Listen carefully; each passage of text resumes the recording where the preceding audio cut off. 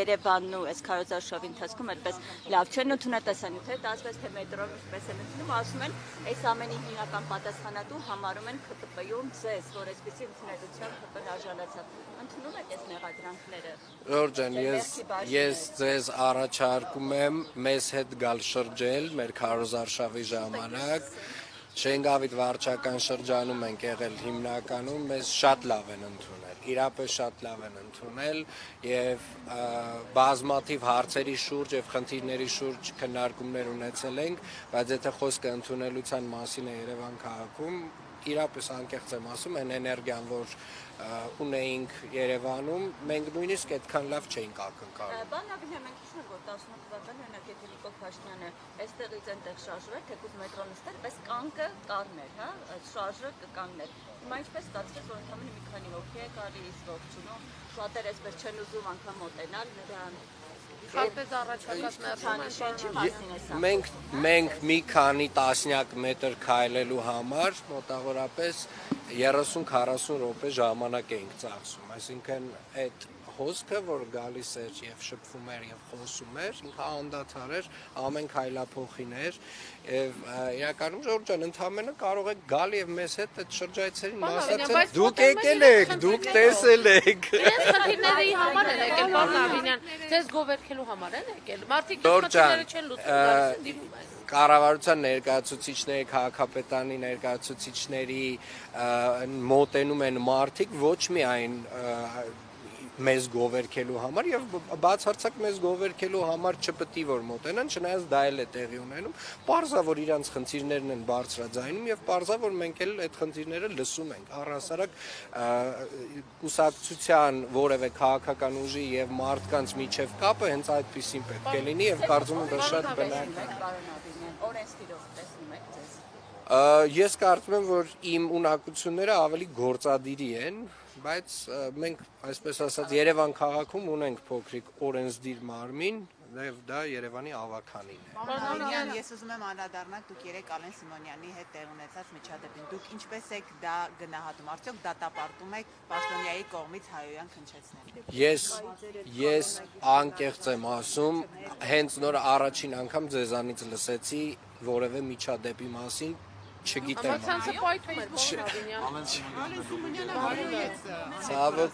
Ցավոք սրտի, անկեղծ եմ ասում,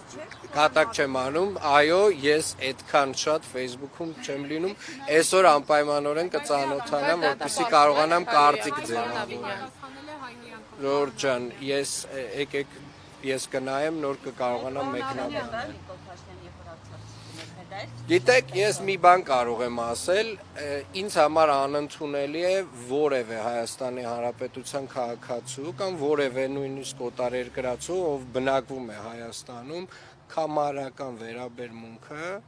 մեր պետական խորհրդանիշներին, մեր քարտեզին ու առհասարակ գիտեք Հայաստանի Հանրապետությանը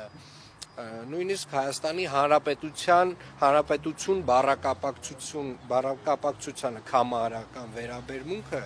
անընդունելի է եւ դատապարտելի է, այո, ճիշտ է դրանք դարձնել նախընտրական ատրիբուտ, որովհետեւ դրանք մեր հպարտության հիմքն են Հայաստանի Հանրապետությունը իր բոլոր ատրիբուտներով, հիմնով, դրոշով եւ մնացյալ իր ատրիբուտներով մեր հպարտության հիմքն են եւ մեր պետականության, այո, եւ մեր հենց էտա, որ դրանք մեր պետականության սիմվոլներն են եւ մեր պետականության սիմվոլներին կամարական վերաբերմունքը անընդունելի։ Անընդունելի չէ, անընդունելի։ Փաշինյանի պահվածքը թիրախավորել է, փախած անվանել Գիտեք, ես մի բան կարող եմ ասել, վարչապետը անդրադարձել է կոնկրետ միջադեպին, ես իմ վերաբերմունքը ասեցի բոլորի, այսպես ասած, պոտենցիալ վերաբերմունքի վերաբերյալ մեր պետական ատրիբուտների մասով եւ որևէ մեկը, եթե կամարական վերաբերմունք ունի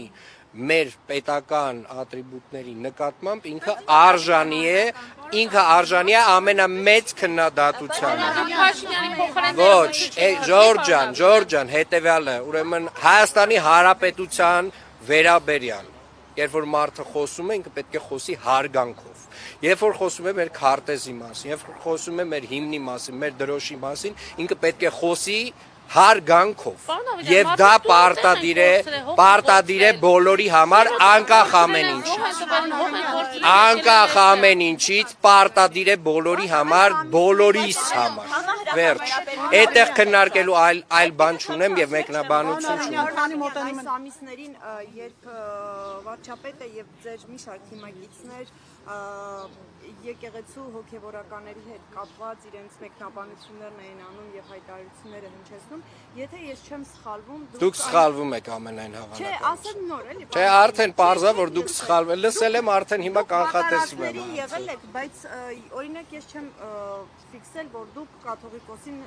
դիմելիս ասեք Կտրիչ Ներսիսյան, դուք այո։ Ուրեմն հարգելիներս, ես բազմաթիվ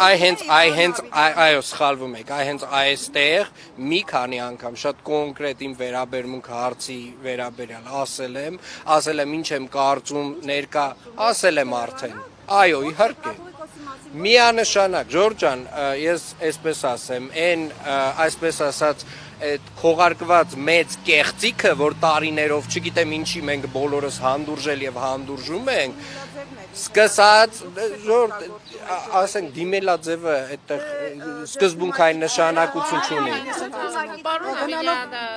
Մոտենում են ընտրությունները, սադրանքները ավելի են շատանալու, տարբեր հարբած մարդիկ փորձելու են սադրել պաշտոնյաներին, այդ ձեր համակիրներն էլ օրինակ ձեզ մեղադրում են, որ բավարար չափով արձագանք չկա, բռնում են հետո բաց են թողնում, ինչպես եք պայքարելու այս ամենի դեմ, որպեսզի ձեր վրա էլ որևէ խնդիր չառաջանա։ Ես կարծում եմ պայքարը պետք է լինի քաղաքական, միգուցե որոշ տեղեր ինչ-որ մի փոքր ավելի սուր լինի, այդ պայքարը մի փոքր ավելի սուր բառապաշարով, բայց ոչ մի դեպքում ես քաղաքական պայքարը չի ուզենա վերածվել որևէ այլ բանի եւ սադրանքներին պետքա դիմակայել ընդամենը, Ժորժ ջան, մենք արդեն ընդհանրապես չտրվել սադրանքներին, բայց դա չի նշանակում, որ ամեն մարդուն իր սադրիչ արտահայտությունների համար համապատասխան լեքսիկոնով եւ ժարգոնով չպետք է իր տեղը դնել։ Պարոն Ավինյան, Երևանի փոսերը երբ են լցվելու։ Ժորժ ջան, Պարոն Ավինյան, եթե դուք քաղաքական մի անդամ եք եւ ձեր դիրքորոշումը կամ կարծիքը հասկանալի է այդ կոնտեքստում, բայց ազգային անվտանգության ծառայության տնօրենի ամենայն հայոց կաթողիկոսին ավազանի անունով դիմելը դուք ճիշտ եք համարում, որը անկախ Ժորժ ջան, չգիտեմ ինչի մասին է խոսքը։ Եվս ԱԱԾ տնօրենը ազգային ժողովում մեր գործընկերների ներկայությամբ ամենայն հայոց կաթողիկոսին անվանել է Կտրիչ Ներսիսյան։ Ինչն է սխալ արել, կարող է այդ մարդու անունը Կտրիչ Ներսիսյան չի։ Բայց դա ձեր թիմի Ժորժ ջան, երբ որ կա լեգիտիմության հարց, որևէ պաշտոնյայի, որևէ եկեղեցական, աշխարհիկ, եթե կա լեգիտիմության հարց, ուրեմն այդ լեգիտիմության հարցը միշտ մինչև չլուծվի, Ժորժ ջան, մի հատ մի գոռացեք իմ վրա հանգիստ։ Հայ ժողովուրդը։ Տարիներով կեղծիքների մասին, խոսում եք տարիներով կեղծիքների մասին, բայց հենց դուք երբ որ 18 թվականի Երգոտ Փաշինյանը եկավ իշխանության, ինքն էլ լուսանկար հրապարակում կաթողիկոսի հետ ասում էր բացառիկ լուսանկար, հիմա որ փուլում իմացեք, որ կեղծիքներ են եղել ու ինչու հանկարծ որոշեցիք, որ կաթողիկոսը լեգիտիմ չէ։ Իրականում ես վստահ եմ, որ տարիների ընթացքում շատ տեղեկատվություն ստացավ եւ վարչապետը եւ մեր թիմակիցները, բոլոր այն process-ների վերաբերյալ, որոնք որ տեղի են ունեցել մի քանի տասնամյակ առաջ, բայց ինչ վերաբերում է 2018 թվականից սկսած, շատ լավ կհիշեք, որ կար ժողովրդական մի շարժում հենց էլի Կտրիչ Ներսիսյանի դեմ։ Եվ իրականում այդ ժամանակ այո Նիկոլ Փաշինյանի պաշտպանության շնորհիվ Կտրիչ Ներսիսյանը պաշտպանեց իր դիրքը։